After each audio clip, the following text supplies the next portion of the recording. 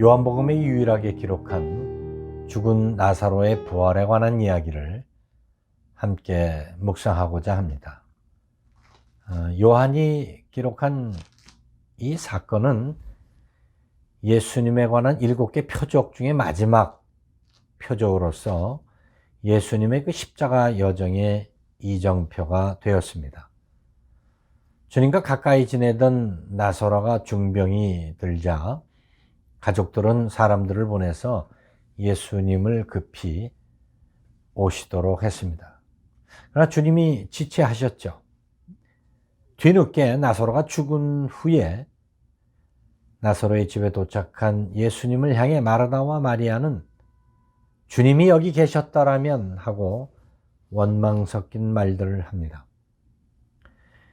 이처럼 때로는 우리도 안타깝게 우리 주님께 부르짖는 그 기도에 대해서 침묵하셨던 기억들을 다 가지고 있습니다. 그러나 우리가 분명히 알아야 할 것은 주님의 그 침묵은 결코 우리에게 해로움이 아니라 오히려 더 큰 주님의 사랑을 깨닫게 하는 통로가 되었습니다. 예수님의 그 지체하시는 것에 대해서 의구심을 가졌던 제자들에게 이렇게 말씀하셨습니다. 이 말씀을 하신 후에 또 이르시되 우리 친구 나사로가 잠들었도다. 그러나 내가 깨우러 가노라. 여기서 주님은 나사로가 죽은 것이 아니라 잠들었다고 제자들에게 말씀하셨습니다. 그 이유는 그 제자들에게 성도들의 죽음이 갖는 의미를 가르쳐 주시고자 하시는 의도가 있었기 때문입니다. 모든 인간은 죄값으로 죽게 되어 있습니다. 그러나 성도에게 있어서 이 땅에서의 그 죽음은 마지막이 아니라 영원한 생명으로 가는 새로운 출발임을 주님은 이 사건을 통해서 저와 여러분에게 말씀하고 계십니다. 요한은 창조주 되신 그 예수님이 부활과 심판의 주인이심을 이렇게 기록하고 있습니다. 선한 일을 행한 자는 생명의 부활로, 악한 일을 행한 자는 심판의 부활로 나오리라. 예수님이 이제 재림하실 때 먼저 성도들 가운데 우리 곁을 떠난 성도들이 부활합니다. 그리고 그때까지 살아있던 성도들은 거룩한 휴거를 경험하게 됩니다. 그러나 믿지 않는 사람들에게는 마지막 때 심판의 부활이 따르는데 이것을 둘째 부활이라고 합니다. 바로 예수님의 십자가 사건에 대한 그 믿음이 있느냐 없느냐에 따라서 첫째 부활인 생명의 부활과 심판의 부활로 나뉘게 되는 것입니다. 나사로의 모든 장례를 마치고 가족들이 깊은 절망에 빠져 있을 때 그때 주님이 도착하셨습니다. 섭섭한 마음에 마르다는 주님이 여기 계셨으면 우리 오라버니가 죽지 않았을 텐데 라고 하면서 그 섭섭함을 토로합니다. 그때 주님은 내가 부활과 생명의 주인이다라고 하는 것을 말씀하셨습니다. 예수님은 나사로의 병을 고치기 위해서 오신 것이 아니라 나사로를 살리기 위해서 오셨습니다.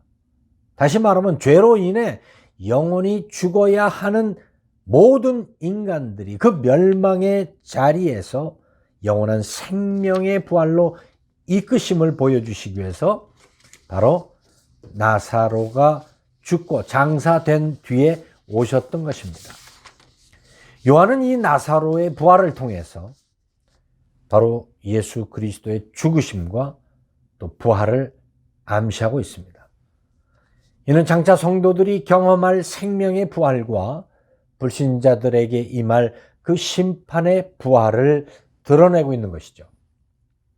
사실 나사로는 영원한 부활을 경험한 것이 아닙니다. AD 63년경에 그는 죽었습니다. 예수님이 살렸던 회당장 야이로의 딸도 그리고 나인성 과부의 아들도 다 죽음에서 생명을 경험했지만 다 죽었습니다. 예수님은 나사로를 다시 살리는 이 표적을 통해서 나사로의 가족은 물론 오늘 우리에게 영원한 생명의 부활이 있음을 알게 하셨습니다. 기원전 605년에 바벨론의 첫 번째 포로로 잡혀갔던 다니엘이 깊은 기도 가운데 하나님의 그 놀라운 계시를 받게 되는데 그때 두 종류의 부활이 있는 것을 보게 됩니다. 다니엘서 12장 2절 말씀입니다. 땅의 티끌 가운데에서 자는 자 중에서 많은 사람이 깨어나 영생을 받는 자도 있겠고 수치를 당하여서 영원히 부끄러움을 당할 자도 있을 것이며, 바로 예수 그리스도를 구주로 고백한 성도들은 영원한 생명의 부활로, 그리고 불신자들은 둘째 부활인 심판의 부활로 백보자 앞에 서게 되는 것입니다. 성도들에게 이 땅에서 삶을 마무리하고 주님의 부름을 받는 것은 마지막이 아니라 생명의 부활로 나아가는 새로운 출발이다라고 하는 것을 다니엘은 분명히 보았던 것입니다.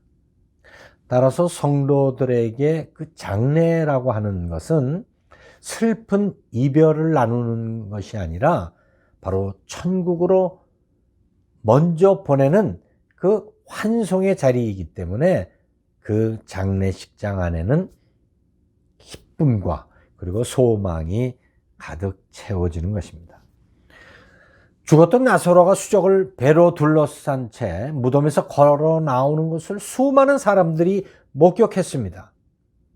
이들은 예수님을 메시아로 믿게 되었습니다. 그뿐 아니라 이들의 입을 통해서 그 부활에 대한 소식, 생명의 부활이 무엇이고 장차 심판의 부활이 무엇인지가 증거되기 시작했습니다. 베다니는 물론 예루살렘 곳곳에 이런 부활의 증인들이 이제 소식을 전하게 되었던 것입니다. 당시 바리새인들이나 유대인들은 모두가 죽은 자의 부활을 믿고 있었습니다. 그렇기 때문에 이 바리새인들이나 또 종교 지도자들은 그 나사로를 죽음 가운데서 일으키신 그 예수님에 대한 두려움, 큰 부담이 있었습니다. 자신들이 누리고 있는 그 기득권에 대한 그 두려움이죠. 그래서 그들은 바리새인들과 그리고 사내들인 공회원들이 힘을 합쳐서 부활의 교리를 믿지 않는 지극히 세속적이고 정치적인 당파 그 사두개파와 함께 예수님은 물론이고 나사로까지 처형하고자 모의를 하게 됩니다. 안타깝게 많은 이들이 나사로의 살아난 그 현장을 보고도 그들은 주님을 부활의 주인으로, 생명의 주인으로 믿는 것이 아니라 그저 오병이어 기적을 통해서 그들이 배불렀던 것을 회상하며 자신들의 육적 필요를 채워줄 정치적 메시아, 로마의 압제로부터 자기들에게 마음껏 자유를 누리게 할 수 있는 유일한 지도자라고 하는 그런 인간적인 생각으로 따랐던 것입니다. 바로 그들이 예수님의 그 마지막 예루살렘 입성의 길가에 서서 환호했던 자들입니다. 그러나 어떻게 됐습니까? 사내들인 공회원들의 그 설득에 그들은 예수님을 십자가에 못 박고 바라바를 요구하는 이런 어리석은 죄를 범하게 되었던 것입니다. 오늘 우리에게도 이 기적을 통한 주님의 뜻, 그 기적이 주는 주님의 계시가 무엇인지 알기보다는 그저 기적 자체에 우리의 관심을 쏟고 있는 그런 모습을 보게 됩니다. 요한은 이 표적을 통해서 예수님의 십자가의 죽으심과 부활을 암시하고 있습니다. 예수님은 십자가의 여정을 통해 부활의 첫 열매가 되셨고 우리 모두에게 생명의 부활로 가는 길을 제시하셨습니다. 이제 우리는 부활의 첫 열매 되신 그 주님을 바라보며 약속대로 곧 오실 그 주님이 이 땅에 오실 때 휴거와 또 생명의 부활로 일어설 것에 대한 소망을 가져야 할 때입니다.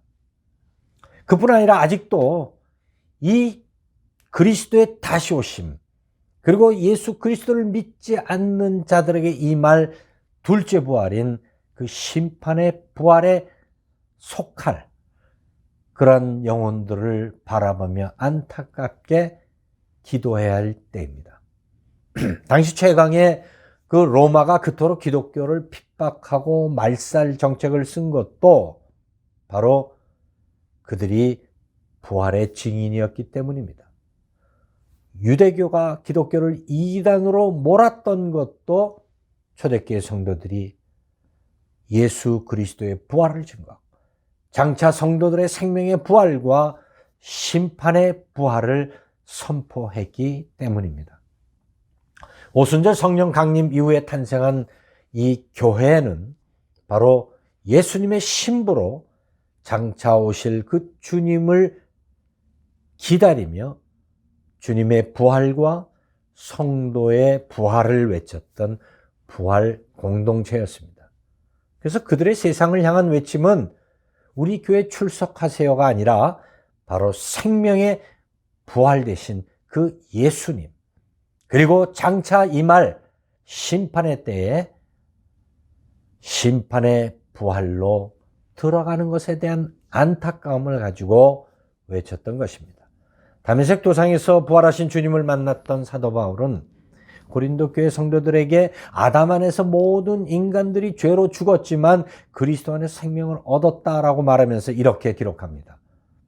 그러나 각각 자기 차례대로 되리니 먼저는 첫 열매인 그리스도요, 다음에는 그가 강림하실 때에 그리스도에게 속한 자요, 그 후에는 마지막이니 그가 모든 통치와 모든 권세와 능력을 멸하시고 나라를 아버지 하나님께 바칠 때라.